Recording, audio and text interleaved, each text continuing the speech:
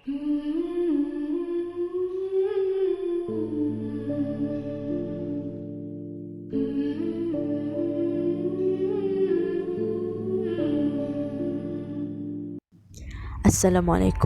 and welcome back to Alice Nightmare.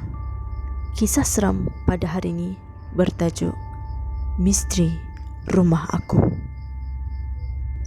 Rumah aku ni dibina oleh ayah aku sendiri tanpa bantuan sesiapa pun. Rumah ni mengambil masa lebih kurang 4 tahun untuk siapkan. Ada pakar perubatan pernah cakap yang tapak rumah ni asalnya tempat tinggal makhluk sebelah. Tapi entahlah, kami hanya abaikan. Rumah ni ada 4 bilik tidur, 1 bilik solat, tandas, bilik air, dapur dan 2 ruang tamu. Tidaklah begitu besar, tapi cukuplah untuk keselesaan kami sekeluarga. Semasa rumah ni masih dalam pembinaan, ada pernah abang aku ternampak kelibat budak kecil sedang berlari-lari di kawasan ruang tamu 1. Pada mulanya, abang aku ingatkan itu sepupu kami. Tapi bila abang aku ke ruang tamu 1 untuk melihat budak kecil itu, tiada kelibat sesiapa. Ada sekali tu, bilik solat kami telah siap sepenuhnya. Ayah aku memang sengaja siapkan bilik solat dulu untuk kesenangan kami solat, memandangkan rumah lama kami sangatlah sempit. Ketika abang aku sedang membaca doa, dari ekor mata dia ternampak seperti ada tangan seseorang yang bertelekung putih menghulurkan tangannya di sebalik pintu bilik solat. Apabila abang aku memalingkan muka untuk melihat ke arah tangan itu, dengan laju ia menarik tangannya. Dan bila abang aku memandang ke hadapan semula, tangan itu menghulurkan lagi dan ditarik semula bila abang aku ingin memandangnya. Malu mungkin dengan abang aku. Sampailah abang aku usai berdoa, tangan itu pun sudah tiada di situ.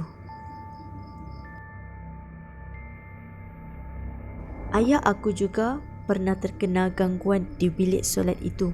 Setelah ayah aku usai solat, ayah aku fikir yang aku dan abang aku ada di luar bilik solat. Ayah aku berbaring di bilik solat dan bersembang dengan kami yang berada di luar. Tapi ayah aku mula heran apabila setiap pertanyaan dia hanya dibalas dengan satu suara.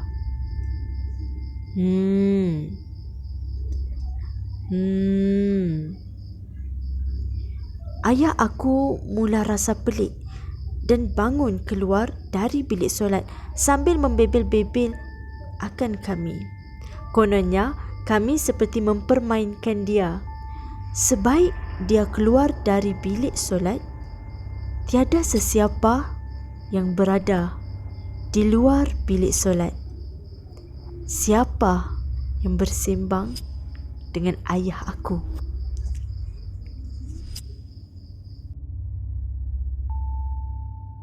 Setelah rumah kami siap dibina sepenuhnya dan boleh diduduki, banyak juga gangguan yang terpaksa kami lalui. Ada kalanya pukul 2-3 pagi, kami akan mendengar orang mandi di bilik air.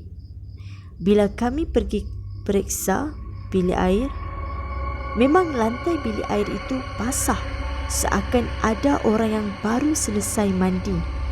Tapi tiada seorang pun dari ahli keluarga aku yang mandi ketika itu. Kadang-kadang terdengar riuh rendah di dapur, seakan ada kenduri di kawasan dapur rumah aku. Ada juga tapak kaki berjalan orang menumbuk sambal pada waktu malam di dapur. Atas bumbung macam-macam bunyi yang kami dengar, sampaikan setiap kali waktu maghrib abang aku akan azan di tengah-tengah rumah. Kalau sesiapa tinggal seorang diri di rumah kami, pasti ada gangguan ketukan atau salam dari luar rumah. sampaikan kami tak akan menjawab salam selagi kelibat tetamu tidak kelihatan bimbang terbagi izin makhluk sebelah untuk masuk ke rumah kami. Ada satu malam, aku dan abang aku tidur lewat untuk menonton televisyen. Tiba-tiba, aku mendengar seakan geseran dari atas bumbung. Aku menanyakan pada abang aku, "Ja, bunyi benda tu?" Abang aku mengatakan itu hanyalah musang. Pada mulanya, aku mengajak abang aku untuk melihat musang itu, tapi dibantah oleh abang aku. Untuk pengetahuan korang, setiap bunyi di rumah aku ni, kami akan tegur, selalunya dengan nada marah kerana bosan dengan gangguan tu. Keesokan malamnya, kenalan mak dan ayah aku datang ke rumah kami. Salah seorang anaknya Siksen. Bahasa Melayunya boleh nampak hantu. Anak kawan mak aku tu mengatakan banyak makhluk alam sebelah di luar rumah kami. Anak kawan mak aku ni meminta kamera dari aku. Katanya dia nak tunjuk apa yang ada di atas bumbung rumah kami. Dia pun keluar dan menangkap gambar. Tiba-tiba dia berlari masuk ke rumah dengan tercungap-cungap. Katanya belum sempat dia mengambil gambar lembaga yang berada di atas bumbung rumah kami, lembaga itu terlebih dahulu mahu menerkamnya.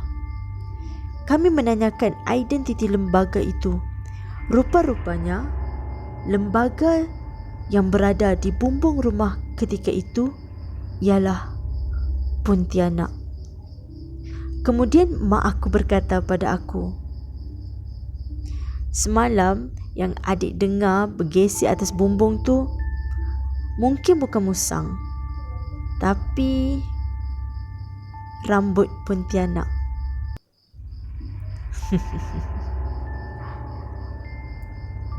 Tapi benar, tempat yang anak kawan mak aku ni nampak Pontianak tu memang di tempat aku dengar bunyi geseran. Dan kalau diamati, geseran yang aku dengar tu seolah bunyi geseran rambut.